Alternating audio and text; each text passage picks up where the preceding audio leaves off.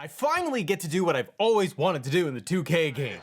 And look at this, over and over. That's very satisfying, wasn't it? The New Wave DLC is here, and I have mixed emotions with this thing. Let's go with all of the positives here, and I might sprinkle in a little bit of talk about this update that came with the DLC itself. But the superstars in there: Stephanie Vaquer, Julia, Motor City Machine Guns, and TBD. First up, all of the models. 2K generally does a pretty good job, a great job in some cases, of capturing motion capture, facials, all of that stuff, of any of the DLC and any of the superstars that are just kind of baked into the game. This DLC looks great. Models, animations, movesets, I'm happy with all of it for this pack. Motor City Machine Guns, did a couple of tag team matches with them, and I love all of their tag team combos they have that go into finishers. There's a lot of variety in there. They are a lot of fun to play. They actually have me playing tag team matches in a 2K game. It's unheard of for me because I really don't like doing that. I find it boring. But with the guns,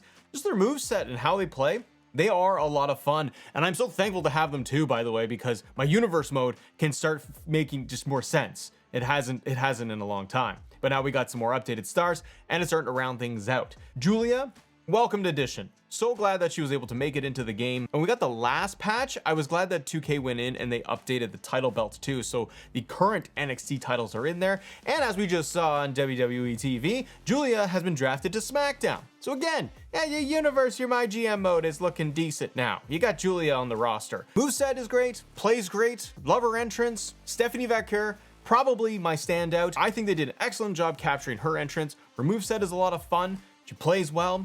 She is probably my go-to right now out of this whole pack. But you know what, between them and like the guns, those are my picks for this whole thing. The DLC also came hand in hand with an updated patch. You guys can find it online, don't need to go break down everything bit by bit. But I will say, like, one of the things that they did, they added Cody Rhodes' 2025 entrance. So you have the crowd now singing along with Cody's entrance. I think this was a great touch. Didn't call for it, didn't need it, but hey, I'll take an updated entrance. They also fixed Fraxium for their entrance. And there's a schmoz of other things that they've gone in and corrected and updated. Is everything better? Absolutely not. There's always going to be things. Creation Suite is still not what people want it to be. Still waiting on a couple of entrance theme songs. I believe AJ Styles still has his heel theme and not his older theme. They got it. Come on, guys. Like, let's just get that done. I'm glad that they released this pack first because I wanted those current WWE superstars in the game, and that's usually what I want. I am of two camps with all of this superstar DLC stuff. And what I mean is, sometimes I really like having a lot of legends in there, people that I'm like, hey, I remember all of that from the 90s, and then that makes me very satisfied. But I'm also somebody who's like, man, I really like having current up-to-date rosters. Like, that's what I really like. Yes, I love having legends in there, 80s, 90s, ruthless aggression in the 2000s. All of that helps. But as I reflect and I sit here, I really do enjoy having most of my roster feeling like it's current WWE product.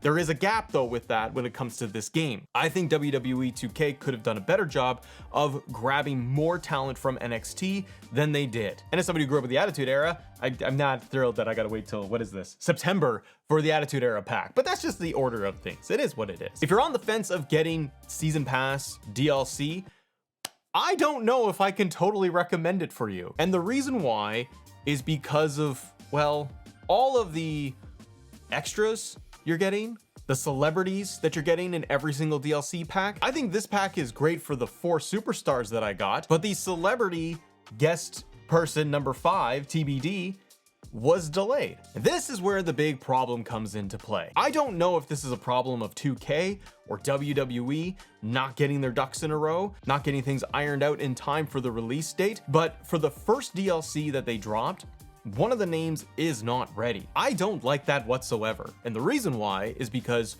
we spend our money for the season pass to get all of these superstars, these DLC pieces, typically 5 superstars in a pack. And for the average consumer or the hardcore fan, you gave us 4 out of 5 on the launch day, and we're just supposed to wait to see when the next one will come out. I don't really like that. How do you not have the DLC ready to go already? And if a celebrity spot is going to be an issue, then why not do those as actual bonuses? or additional content that people can maybe take advantage of. This is where it gets all a little complicated, right? Because on the surface, for a lot of people, not everybody, but for a lot of people, they don't really give two craps about celebrities in their game.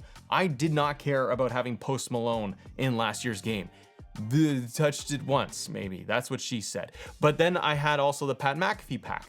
And we all know how that went. Some people were happy they got Pat. The other person was like, you know what, I enjoyed the pack. I did not. I was one of the people that thought this is a waste.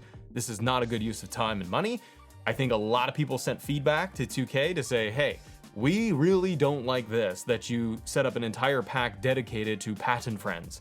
Don't do that again. And it seems like we're going down that path once again. This year in particular with WWE, as a show, as a company with TKO and everything, really feels like they are leaning much more into the sponsorships and the celebrity aspect of the show.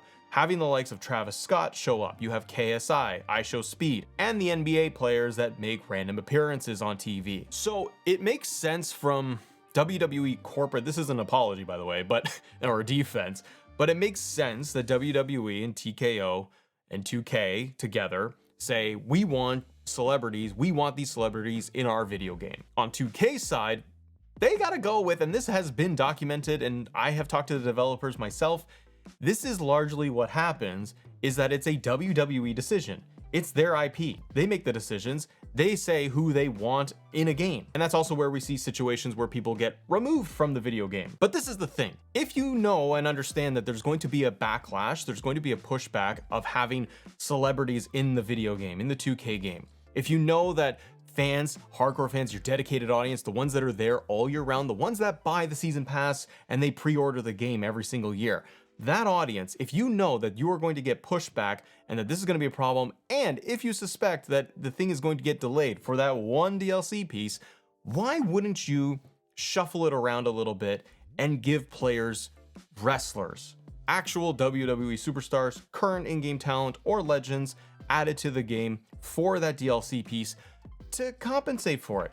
Why not do, if the game is always going to be 5 wrestlers in a DLC pack, why not just have those 5 be wrestlers and the 6th can be an NBA star or a celebrity, whatever, but make that the extra on top of it, because then you really don't get a lot of people really complaining in an uproar that this is what the pack includes. Also, it helps you in a situation where you say things are delayed, because think about it. If we had all 4 of these superstars that we got in this pack, and let's say the 5th one was, I don't know, Mark Henry, we just shuffle things around, or Penta was in the pack, and those were the 5, and they said the 6th person is going to be a celebrity bonus that they want to do as a big surprise, and they waited out, and then boom, it's revealed that it's Travis Scott. We found out that it was going to be delayed, but we got all 5. People like me, and maybe a lot of you, would probably sit there and say, yeah, all right, well, whatever, the celebrity thing is going to be delayed, but I got all 5. We probably still sit here and go, hey, you should get all your ducks in a row for the release, but we really wouldn't quibble over it too much, I don't think. We'd probably say, well, we got what we wanted, and this other stuff, well, who cares? We're not going to play it anyways. Someone out there, by the way, is going to say that, how dare you? I was going to play with Travis Scott all the time. Yeah, so be it. But this is where I feel like there is a big problem and a big challenge when it comes to DLC. Now, we've seen it in years prior with the 2K games, and I definitely see this being the direction that they go in, unfortunately, for the future games. And I understand from probably WWE's perspective, from the business side, they look and they say, if we add celebrities in, if we add these current people like KSI and iShowSpeed and Travis Scott as DLC and make them as the celebrity guest piece, it's good marketing, it's more promotion for the video game, especially now that it is after launch, because now you start to see the game will come on sale more often, and you get these bigger name celebrities that they're going to come out and be able to say that I'm in a video game, they're streaming, they're playing as themselves in the game. That's going to get their audience to maybe buy the video game and buy that DLC pack. Makes total sense. Not discounting that whatsoever. But from your player base that's going to be there every single month of the year, this is the inherent problem. So as we go through every single month and we look at all of the DLC that's coming out, we will review them, we will recap them, whether they're worth it or not. This pack, I think on its own, if you want to just buy the individual pack itself, maybe do that, because having those 4 people for the current roster, they're great and they add a lot and they're fun to play as. But unfortunately, I can't help but feel that this is going to be a path that we're going down for the next couple of years.